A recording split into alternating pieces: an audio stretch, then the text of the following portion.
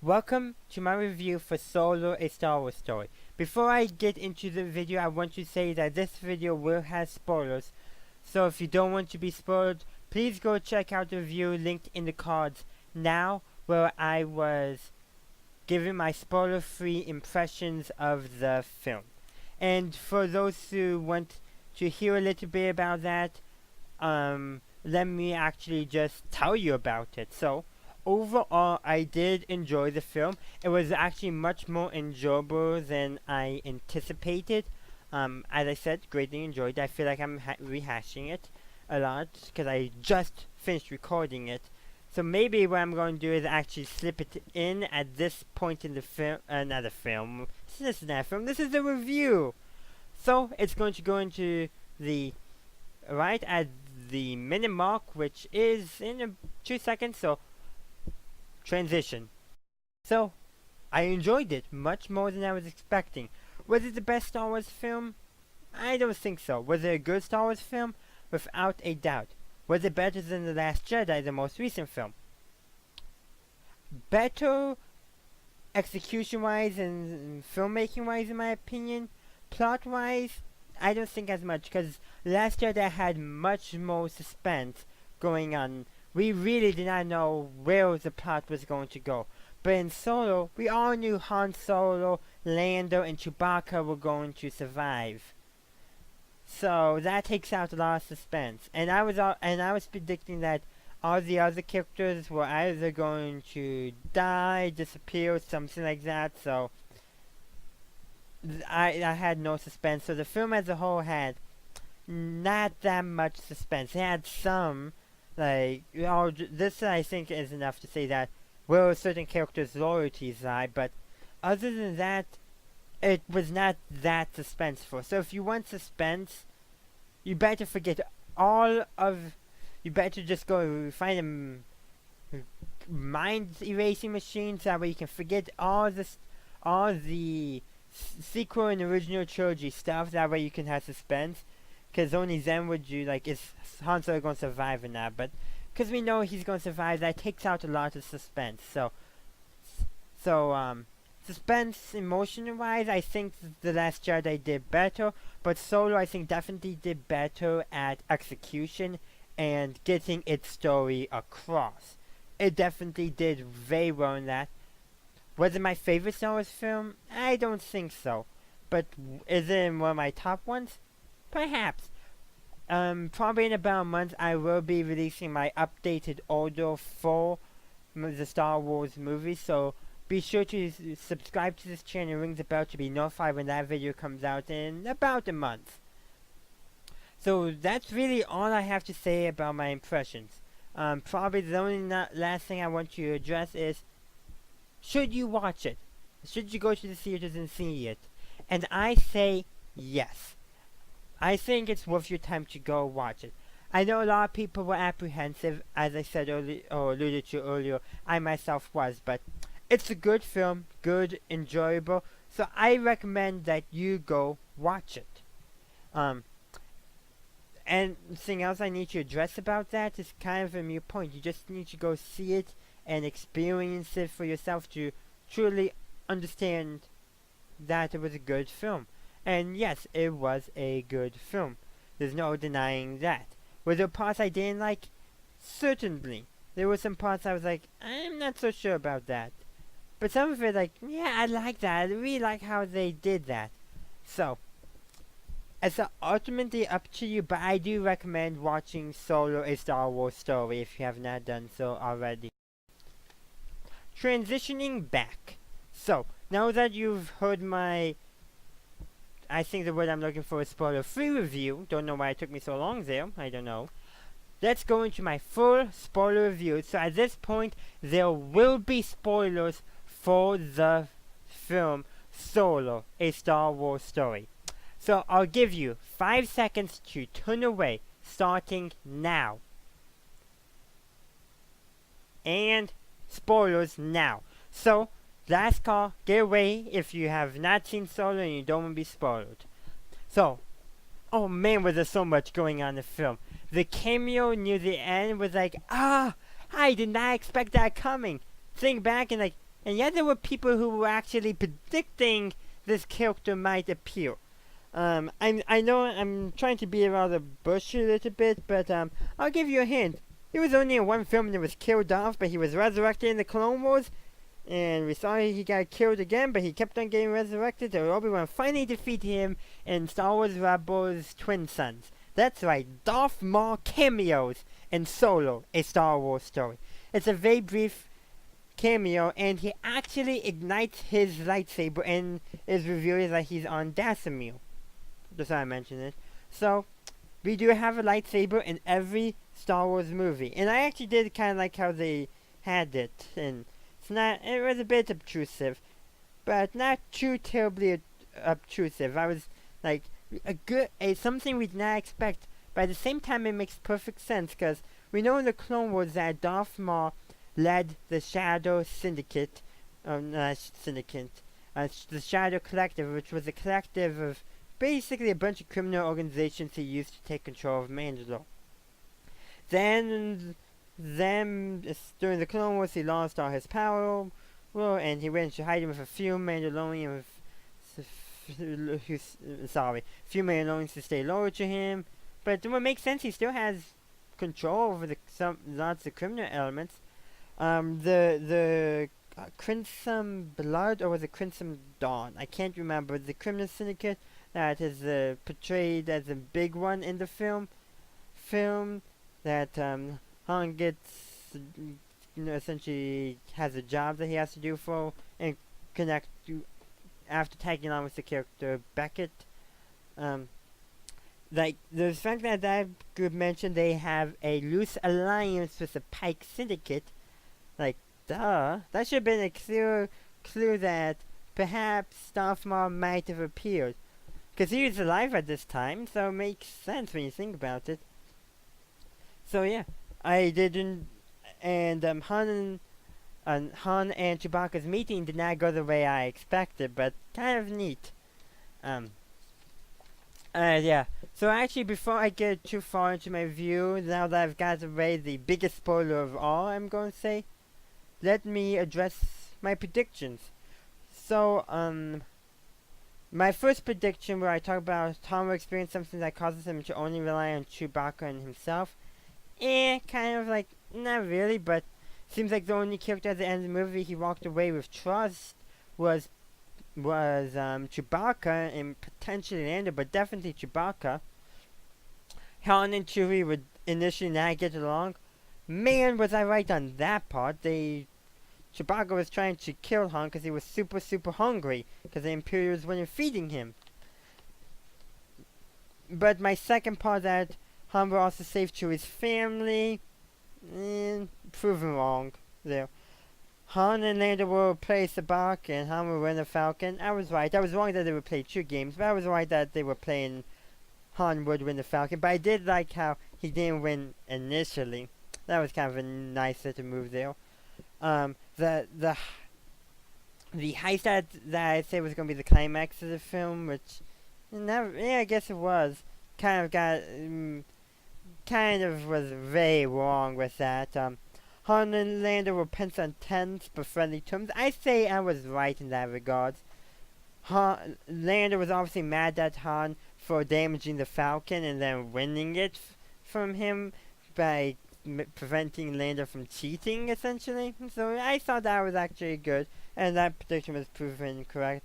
My prediction that Han would notice a smudge on the clean Falcon and sure get off. No, that kind of like... And the front thing on the Falcon get destroyed. Actually, I was right there. I was just wrong how it would get destroyed. I really was wrong. And it happened to be an escape pod for those who were wondering. But, yeah. I was right, it would get destroyed. And, yeah. And how they handled the Kessel one was like, okay, I can see how they worked in the 12 parsecs thing by Han essentially taking a shortcut that through a dangerous part, unmapped part that was not safe. I actually did kind of thought that was a good way of doing it. And the model was changed to a single gravity well rather than a cluster of black holes. So it was still pretty much a black hole. But I did like that one change in it. I was thinking maybe he's going to do some kind of slingshot maneuver, use its gravity pull to propel him faster. Um, but I also did like the scene where Han said that it made that the Falcon, oh no, that they did the Kessel Run in 12 parsecs, and Chewie growled something, and Han said, "If you round down," which implies it was like maybe 12.9 or something. So a little bragging there, but apparently it's giving more credence than we all expected him. I kind of wish they stayed kind of bragging in that. And for all we know, the Falcon could have been still slightly off with its numbers, because being so close to a gravity well might have messed up with the navigation sensors, and it could, because it says like 20 parsecs. But I did kind of like how they addressed it a lot. The stuff in the mall, I think I prefer this mall as opposed to the Legends mall and Kessel Run. I think it's much better. A single massive gravity well, I think, is better than a cluster of black holes. Certainly a lot more realistic. And I also like I also liked how really the only big elements of what we know about Han, like items associated with Han, that they really focused on in here was the golden dice that hang up in the Falcon and the Falcon itself.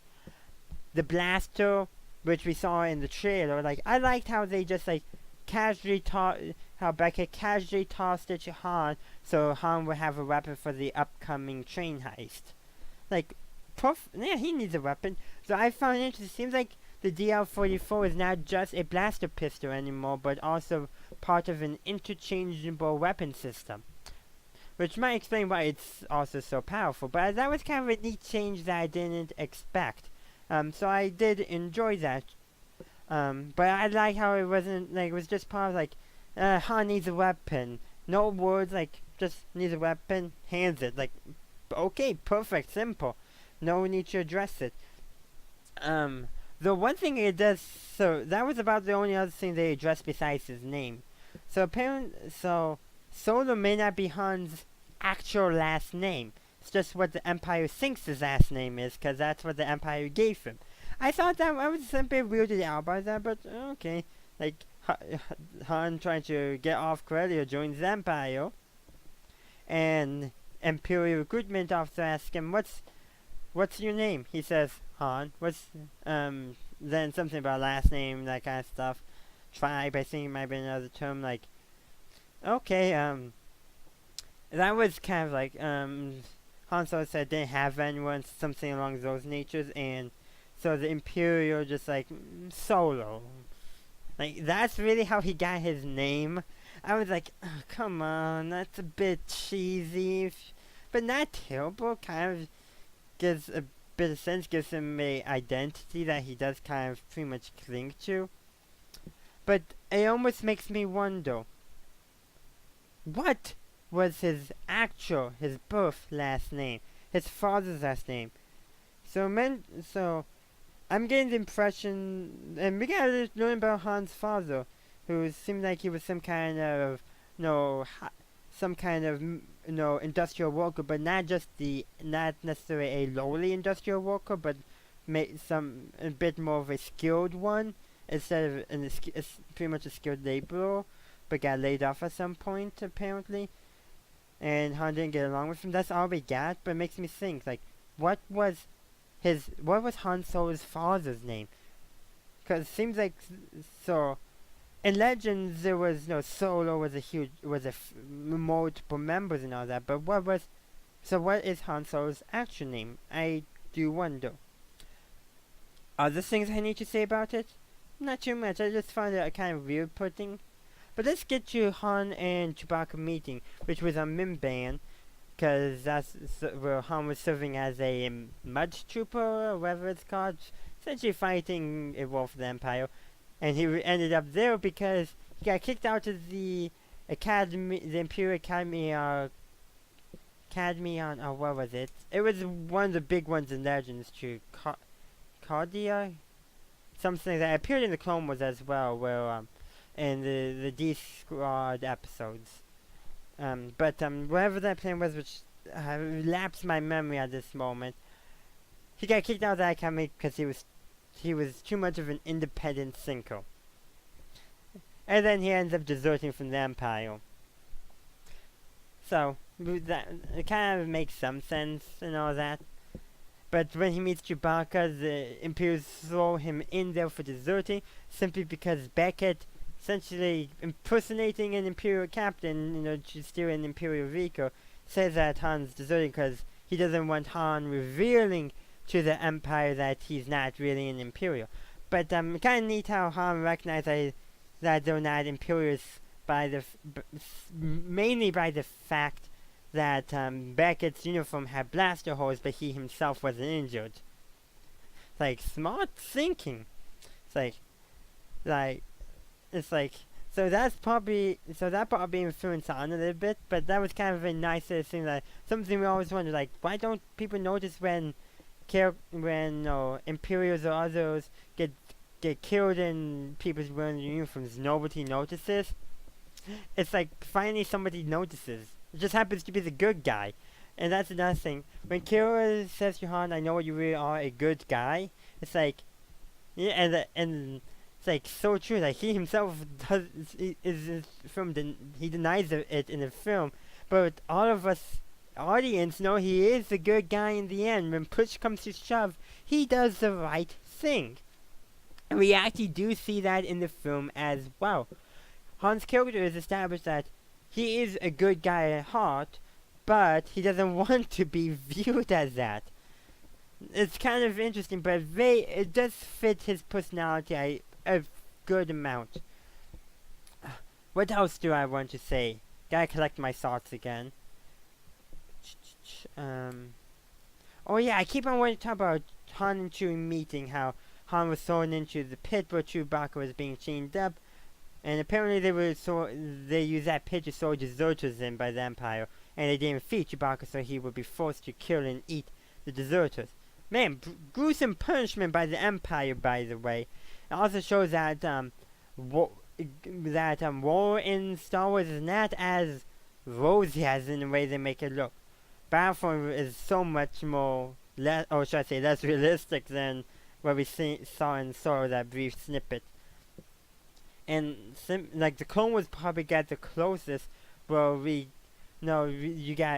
there's mention of mention of bogged down troops, like troops struggling, but like all the other times it's like, oh, we're losing, move, nothing. It's like it's not that realistic when you think about it. Much in all Star Wars, this was probably one of the most realistic ground battles we've ever saw, even though we didn't see much of it, but much more chaotic. Rogue One probably is the only one with comparative realism. Unlike Rogue One, though, I don't have any comparison to any war I actually have any knowledge of. So, but getting back to Han and Chewie, I kind of liked how we learned that Han understood a little bit of the Wookiee language. And then Chewbacca's like, yeah, I'm not going to kill you because you understand me. I was like, a little bit cheesy, but it does shows something. But because the Imperials really would not have taken time to learn Wookiee. They would have just used the protocol droid. So somebody in Imperial uniform who Chewbacca is going to be mad at the Empire because they didn't save his family. So the fact that there's this Imperial who apparently the Imperial threw down here, but he's hungry so he doesn't kill and he's mad at them, but who ends up speaking a little bit of his own language, that's going to cause us to like, this guy may not be such a bad guy after all. He might be one of the few good Imperials out there, and the Imperials obviously are punishing him. I think I might help him kind of attitude, which I think is very good. Good, and shows a lot in how they figured out how to get out of there, which again was kind of neat. Of course, I also liked how initially they were wanting to go separate ways. And how the only reason Han was able to get out from the bomb was because Beckett and one of his associates saw potential in not Han, Chewbacca, but Han was definitely needed for his ability to, well, pilot when their pilot gets killed. Which was like, their pilot, I forget his name, full arms, essentially. Like, he was actually, in my opinion, a pretty good character. One of my favorite characters from early in the film. Probably actually my favorite in the entire film. Just such a positive attitude. like, like, despite everything going wrong around him, he remained positive up to then, and this was nice. And the fact that, and like, he made the comment that you haven't slept until you slept in the lap of a Wookiee. And like, in a way, a reverse teddy bear situation going on there with that. Because Wookiees, in a way, are giant teddy bears. Or Ewoks giant teddy bears and Wookiees giant teddy bears. But whatever, just kind of that idea is just kind of neat. But kind of a playoff for that. And, yeah. But I also like the cameo by Warwick Davis. Not too much of a cameo because I think we all were somewhat expecting him to pop up at some point. But it was an enjoyable cameo nevertheless, and for once we got to see his face. If it wasn't for that, I probably would not have noticed him showing up in the film. And more than one shot of him. But I kind of like that. We got to see him with his own face in the film. And I enjoyed that very much. And again, as I said, cameo-wise, I enjoyed the cameo by Darth Maul. It makes sense. Don't know, he didn't necessarily need to ignite his lightsaber, but it did serve the purpose of how he kind of rules his Shadow Collective and the Criminal Syndicates a little bit about feel, despite it being only a hologram, still shows some feel. And then, of course, I kind of also like the reference to the Han shooting first. No comment about it. Han just saw that Beckett was planning on killing him for the expensive hyperfuel. So what does Han do? He shoots first. It's like really establishing his characterization a lot, and I think does give credence to Han shooting first in A New Hope. This fits his character a lot, especially what we find out about him and what Han learns in this film.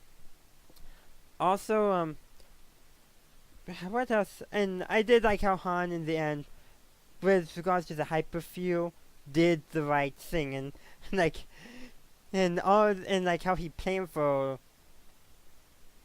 He literally, his plan to get back at the Syndicate. Like, his first plan was, okay, I get a small little bomb, put it with the hyperfuel, which they think at first is a fake because of what he initially said. But it's not, it's the real thing. But he put the bomb in there, so whether or not it was or wasn't, but they don't notice it, blows up, still, it comes out at the top for him and does the right thing, stopping the bad guys. As they do discover it, he had a plan. He essentially was pretty well thought his plan out, despite like, man. But just because of one character, like, he expected that one character to betray him. Pretty smart. So, Beckett, I should say. And then, so I think his entire plan was kind of like, was still riding on whether or not the character Kira was going to side with, and ends up siding with herself pretty much. But no, that does work in a way. But yeah, kind of still an interesting way of doing it. And really, in that scene, like, who's loyal to who? Pretty much the only person you can say was loyal to who acted loyal to anybody was Chewbacca, who was like just going along with everything Han did. Probably a little bit of the life debt thing going on there, even though no mention of it, which I did enjoy. But it's like that being strongly inferred.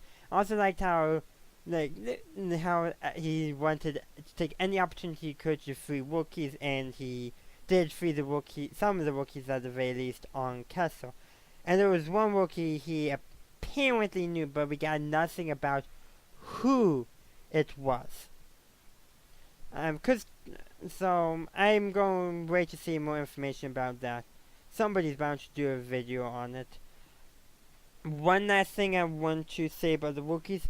Apparently it's inferred, or at least I'm inferring that the Wookiee word for family slash tribe, either the two words are very similar or they are the same words.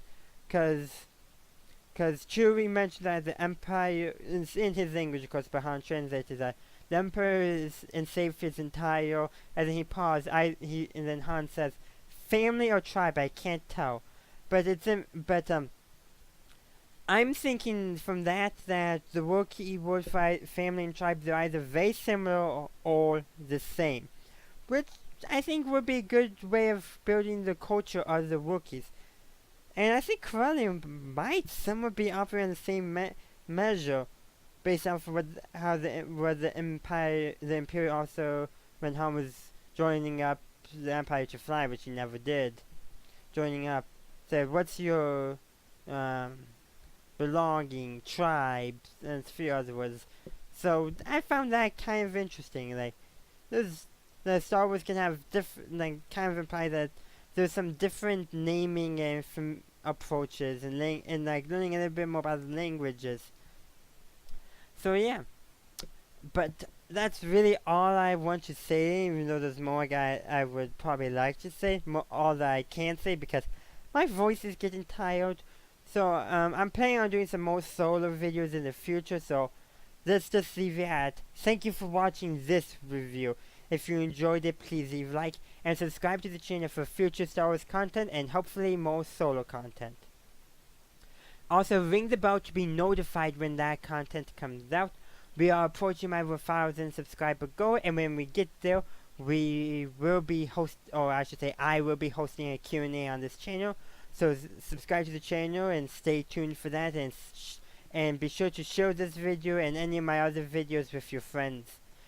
And also, do consider supporting me on Patreon. $1 per month, you get extra goodies.